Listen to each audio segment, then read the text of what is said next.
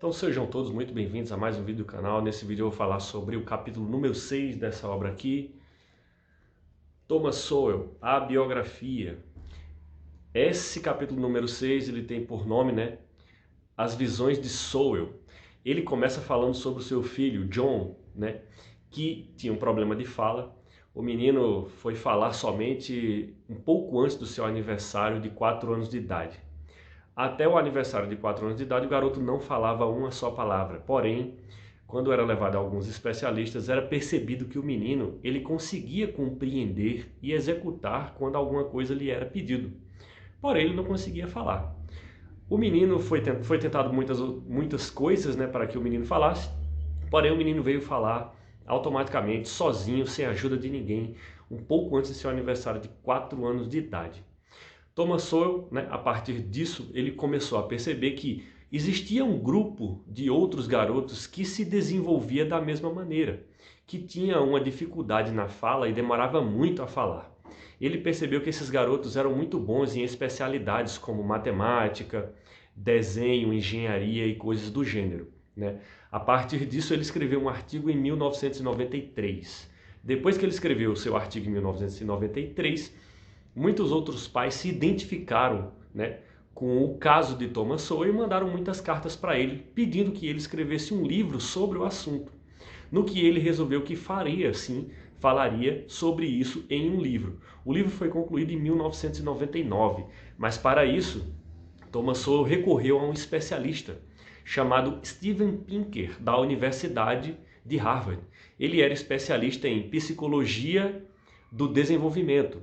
Então ele se especializou nisso, mas a especialidade dele de fato era como crianças aprendiam a falar. Psicólogo desenvolvimentista era o que Steven Pinker era. Steven Pinker, a partir disso, começou a desenvolver uma amizade com Thomas Sowell. Essa amizade era uma amizade realmente muito aberta, onde eles faziam até atividades juntos, e despertou em Pinker a vontade de saber mais sobre Sowell, sobre a biografia, sobre os livros, sobre a bibliografia, perdão, dos livros de Thomas Sowell, como era a sua obra. E a primeira obra que ele leu de Thomas Sowell foi A Conflict of Visions, que eu agora vou começar a chamar de Conflito de Visões, um livro de 1987. E, por coincidência, é o livro que Thomas Sowell considera o seu livro preferido, porque ele realmente ali, ele traz uma ideia nova, uma ideia que não existia e que eu vou falar sobre ela no decorrer do vídeo. Muito interessante, E ele gosta muito da obra, sendo que esta obra, sendo a preferida de Thomas Sowell, ela se trata, na verdade, de uma trilogia. Então ele, durante 13 anos, escreve uma trilogia a respeito desse assunto, Conflito de Visões, e tem mais 2 livros posteriores a esse, que o último foi concluído em 1999 também. Então são 13 anos escrevendo sobre este assunto. E do que trata, a Conflict of Visions? A Conflict of Visions, Conflito de Visões, ele traz, na verdade, uma tentativa de explicar o porquê que pessoas com as mesmas informações, com os mesmos dados, têm opiniões totalmente divergentes uma da outra. Como, por exemplo, na Jovem Pan, que é uma rede de televisão, uma rede de rádio, a gente tem de um lado, por exemplo, uma jornalista muito séria chamada Amanda Klein, e você tem do outro lado um outro jornalista também muito sério chamado Rodrigo Constantino. E a gente percebe que, com os mesmos dados, com as mesmas informações, eles têm opiniões totalmente divergentes uma da outra. Um vai para um lado e o outro vai para o outro. A tentativa de Thomas Sowell é explicar o porquê que essas pessoas pensam desse jeito. Porque com a mesma informação, um pensa de um jeito e outro pensa de outro. A partir disso, ele cria duas visões de mundo. Quais são essas visões? A visão utópica ou irrestrita e a visão restrita ou trágica. Ele chama visão trágica e visão utópica. Não precisa mais dizer nada com relação ao utópico e trágico. Porém, eu vou trazer exemplos aqui.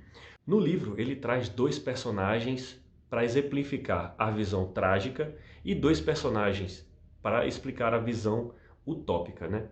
São 4 no caso, 4 personagens muito conhecidos, são 4 personagens históricos, e eu vou ler para vocês eles aqui. Na visão restrita ou trágica, ele trata o ser humano como imperfeito. E ele traz, por exemplo, um trecho de Immanuel Kant que ele diz o seguinte: Immanuel Kant. Da maneira torta da humanidade, nenhuma coisa verdadeiramente reta pode ser feita. Ele também traz uma frase de Adam Smith que diz o seguinte: certa medida de justiça era pré-requisito para a sobrevivência social. Né? O que é que ele diz na visão restrita? Não há soluções, apenas trade-offs, ou seja, apenas escolhas. Uma vez que o ser humano é imperfeito, eu não tenho soluções para trazer o ser humano para a perfeição. Ele jamais será perfeito, então eu preciso fazer escolhas, né? E na visão utópica, ele também traz dois personagens, né? Um deles é o John Kennedy e o outro personagem é o Rousseau. John Kennedy diz o seguinte: eu sonho com coisas que nunca existiram e me pergunto, por que não? Já Rousseau diz o seguinte: nossos problemas se originam não de nossa natureza imperfeita, mas de instituições que construímos, ou seja, o ser humano ele é perfeito. O que acontece de errado é que as instituições que nós criamos, essas não são perfeitas. Então, na visão irrestrita utópica, ela é uma rejeição da ideia de limites. A humanidade é vista como perfectível e os trade-offs são totalmente desnecessários. Trago ainda um trecho diretamente do livro, né, que trata muito bem sobre essas visões na Revolução Francesa e também na Revolução Americana. É onde vou ler para vocês agora nesse momento. No livro ele traz o seguinte: as duas revoluções políticas mais significativas do século XVIII ocorreram na França e nos Estados Unidos, e só as utiliza para ilustrar como essas visões diferentes ajudaram a moldar esses acontecimentos e, portanto, o curso da história. Enquanto Robespierre ansiava pelo fim do derramamento de sangue revolucionário, quando todas as pessoas se tornariam igualmente devotadas ao seu país e às leis, a Constituição dos Estados Unidos, com seu elaborado freios e contrapesos, refletiu claramente a visão de que nunca se deve confiar completamente em algum poder. Isso estava em nítido contraste com a Revolução Francesa, que deu amplos poderes, incluindo o poder de vida e morte para aqueles que falavam em nome do povo, expressando a vontade geral russoniana, mesmo quando amargamente desapontadas com líderes específicos que eram então depostos e executados. Os adeptos dessa visão não mudavam substancialmente os seus sistemas ou crenças políticas e viam o mal como localizado em indivíduos que tinham traído a revolução. Para os federalistas, no entanto, o mal era inerente ao homem. Em Conflito de Visões, percebe-se também que Thomas Sowell não faz questão de esconder qual é a sua visão preferida. No entanto, é perceptível também que o que ele deseja é mostrar que existem visões de mundo diferentes.